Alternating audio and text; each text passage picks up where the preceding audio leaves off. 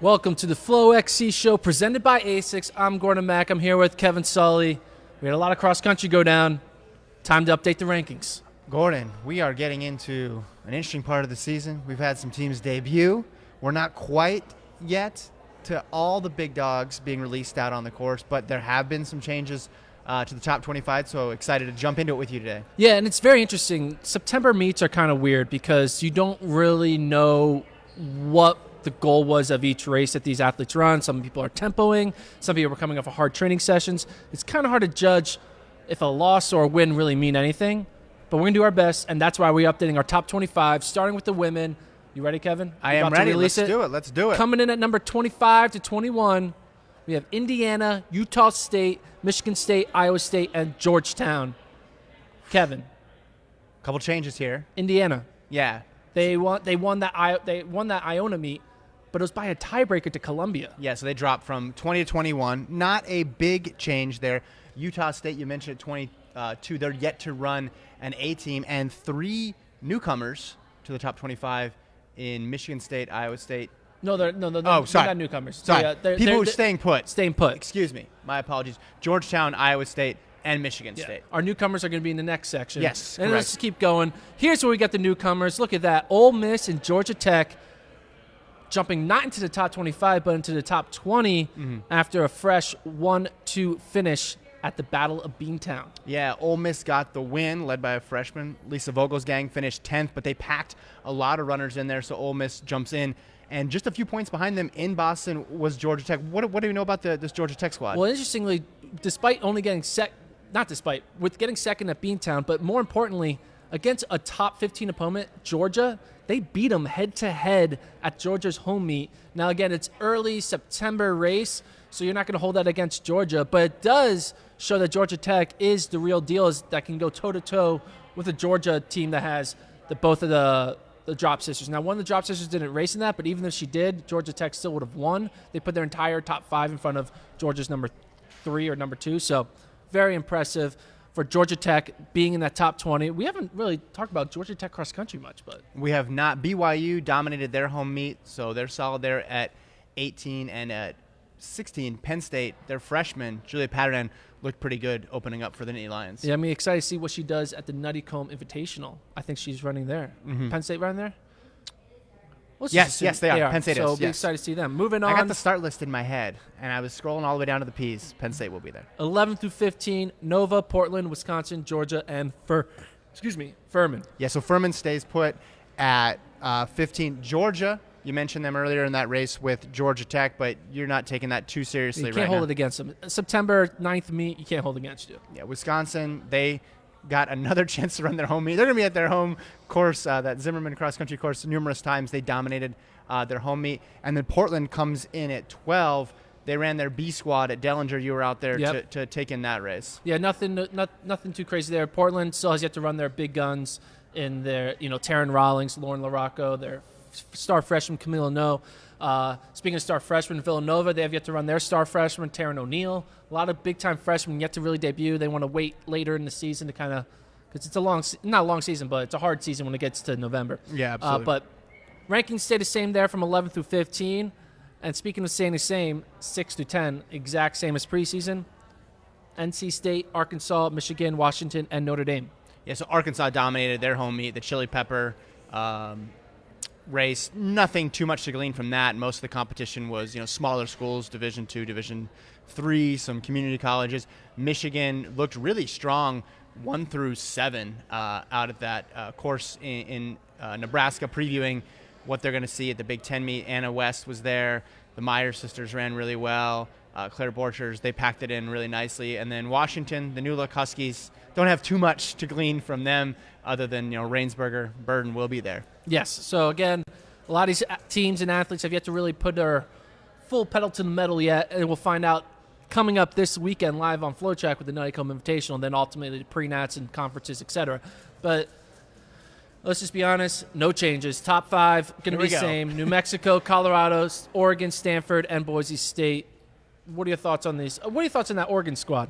I mean, the Oregon team looked really good, but if you told me there was going to be a break somewhere in their top they did a 1 through 7 sweep. If you told me there was going to be a break in there, I wouldn't have guessed where the runners broke down. So you had Susan Ajore, Veronica Pajek, Jessica Hull up front.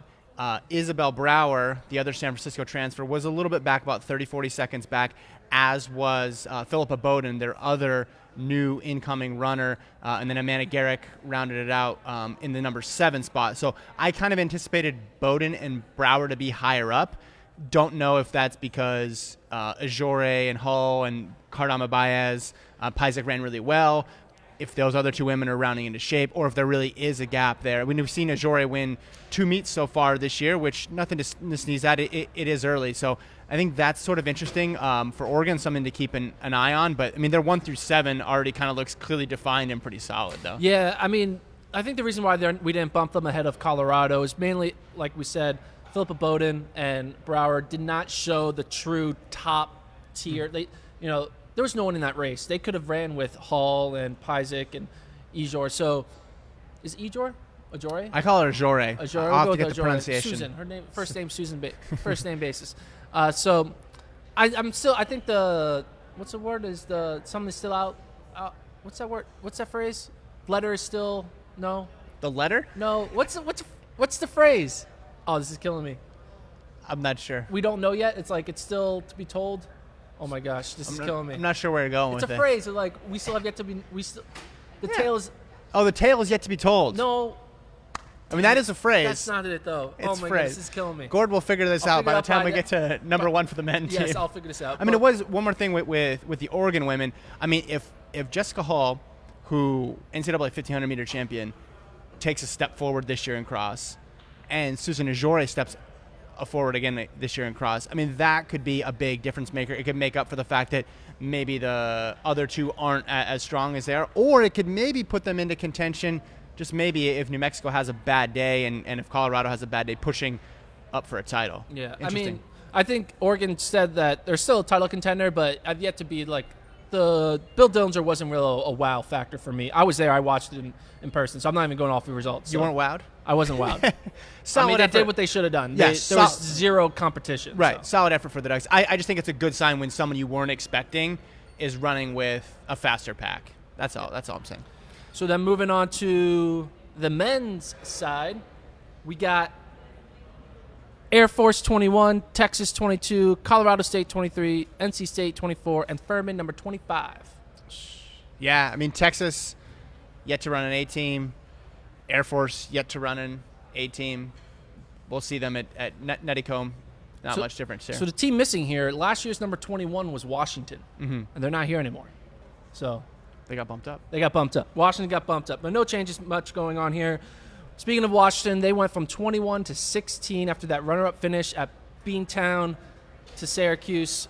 Good run there for the Washington Huskies. They didn't run Fred Huxham, who's projected number 2 or number 1 guy, but Tanner Anderson ran, did top 10 finish. Finished 6th, yep. Powell, what do you think of the Powell system so far with Washington? I mean, looks good so far. Too early to tell, but I mean, having Anderson in there sort of to anchor it, I think gives them a little bit more margin for error. And yeah, that's a pretty big jump up. That might be one of the bigger jump ups we have in either the men's or the women's side. Yeah. I guess Ole Miss women jumping into the rankings was big too, but your rankings looked favorably on the Huskies' performance in Beantown. They went all the way across. I mean, that's a long flight. You can't get much farther than Seattle to Boston. Time change and everything, Yeah, so good run for them. I mean, anything else? I know Indiana Ole Miss is ran now, really well. They weren't ranked before this. They are now in the rankings after finishing right behind Washington. They were a few points behind. They were only 7 points behind Washington. And then Virginia got 4th at that meet, so they're in 20. So, again, but a lot of these teams in the top 25 really have yet to really show their cards. But for the ones that did, Washington, Ole Miss, and Virginia, you're slotting in the top 20. Moving on to the top 15, Arkansas 11, Eastern Kentucky 12, Middle Tennessee State 13, Oregon 14, and Oklahoma State 15. Well, so there's the big jump. Eastern Kentucky goes all the way in. Explain to people maybe who weren't tracking Eastern Kentucky, what did they do to get all the way to 12? Yeah, they showed a card that we didn't know they had, and their card was a 1346 Rwandan transfer, same as James Segura. He ran 1346. He's a sophomore out of Rwanda. He dominated the Commodore Invitational, Commodore Classic, I should say. And their team right behind him looked good. We didn't have him as a top 25 team because their roster wasn't really known. But once you add in this key low stick, their team can go from a non-top 25 to a top 15, and that's why Eastern Kentucky is now number 12. Oklahoma State hasn't run an A team. Oregon, you saw them. They lost to Portland's B team. Even if you count Reed Brown and Cooper Tier, who ran unattached, even if you count them as scoring runners, they still would have finished behind Portland's A team. But really, I mean, no shame in that. Portland's incredibly deep, and as we'll see later, in the top 5 still. Arkansas, they rolled at Chili Pepper. Good run for Gilbert Boyd, their transfer to finish second. The first collegiate, Franklin Tanui of the American Distance Project, hopped in the college race. Yeah. And so got the win. I'm not going to lie. I did hear about rumors about Boyd. I was at ADP when we were doing the Flow film back in January, and Coach Simmons was like, look out for this Gilbert Boyd kid. Mm-hmm. Apparently he did a little bit of training with them, and he noticed like he's pretty good. So Boyd might be like a sleeper super low stick for the Razorbacks this year. Yeah, throw him in with Cameron Griffin and the freshman talent you got in Arkansas. Yes. Knocking down the door of the top 10. Syracuse now, they were 12th in the preseason, but their win, dominating win over a good field, pushes them up to number 10. Yeah, good run there by Aiden Tooker, Noah Affolter, Dragon, Anui. I mean, that top 5 was really strong. Boise State, they're at 9. Wisconsin at 8. They won a home meet, but I really only ran one of your projected top 5 at that meet. Alabama 7, and then Colorado 6. Neither of those teams have run an A team, so no reason to really move them in any direction. Boise State did look good at Sun Dodger. Elijah Armstrong, coming off a Mormon mission, was right up there with their top guys, so it shows that he's fit despite having 2 years off from a mission. So that's a good sign for the Boise State Broncos. But moving into the top 5. Let's do it. Let's be honest, guys. There's no change. No one's really done anything yet. NAU 1, BYU 2, Portland 3, Iowa State 4, Stanford 5. But luckily, we're going to see NAU, Portland, and Iowa State live on FloTrack this weekend, where maybe you might see some shuffling based on how these teams do.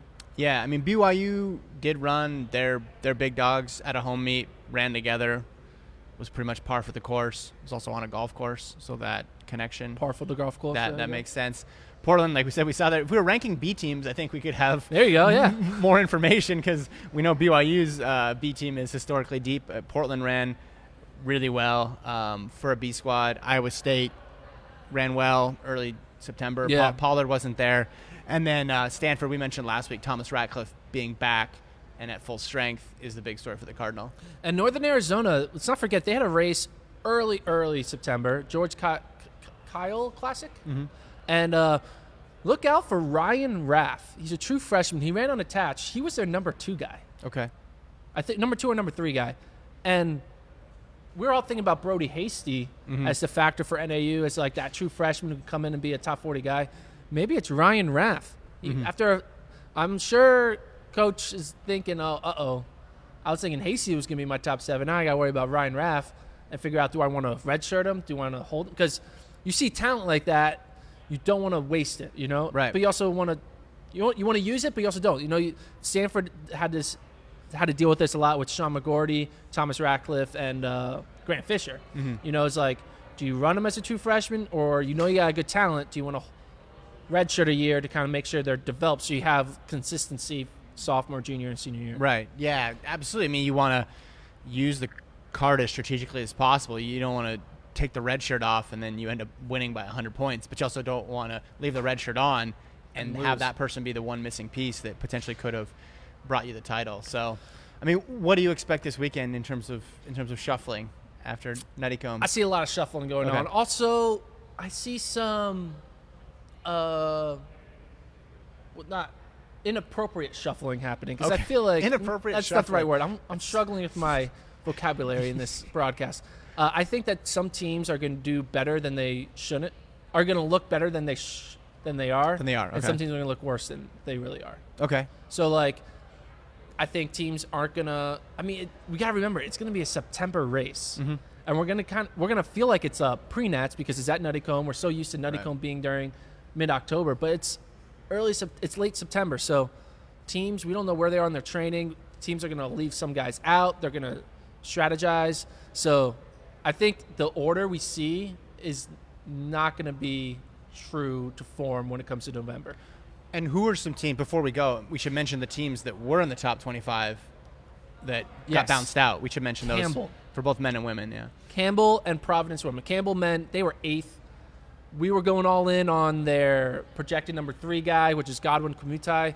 Thought he could stay up there with their top 2, which are very good, in Kemboy and Kipkowick, but he was like 40th or something like that. So that's not a good sign for Campbell. So they're now ranked in the outside of the top 25, but, you know, they still can work their way up. If they have a better performance at a pre-nats, then maybe we can slide them back in that top 25. And then Providence women. Yeah, Providence women didn't run Tessa Barrett, but they ran everybody else at Beantown. Abby Wheeler got the individual win. Reagan Rome, one of their big transfers, was running as well, but finished pretty far down. So they moved out. They were in the mid-teens. They moved out. Again, plenty of time for them to come in, and maybe Barrett, when she comes in, everybody will be able to run a little bit better, and we'll see Providence do what we forecasted that they would do at the beginning of the year. But yeah, those were the big ones. I mean, Campbell you had in the top 10. We had him 8th. Yeah. Ooh. Yeah. I mean, it's not like we messed that one up. Yeah, it's not like Kemboy and Kipkowic didn't hold up their end of the bargain. They did their job. They went 1-3 right there, and then it was a big gap back to third. So for those just tuning in, again, check out all of the individual rankings. They're updated on the site. We'll have the team rankings updated. And then Lincoln Strike will come at you with some D2, D3 updates. Yes. Individual and team rankings there. And then watch FloTrack Live. Nuttycombe, was it Friday? Friday. Afternoon. And then Griak Saturday. Saturday. Back to back. Where are you going, Madison or Minneapolis? I'm going to Madison. Okay. It's lovely.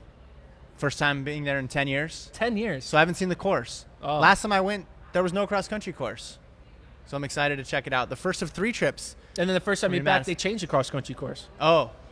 So it's new to me. It's new to everyone because it's a different course. So yeah, tune in live on FloTrack, Nuttycombe and Griak this weekend. Catch all your cross-country action home here on FloTrack, FloXC show. We're out. See you guys next week.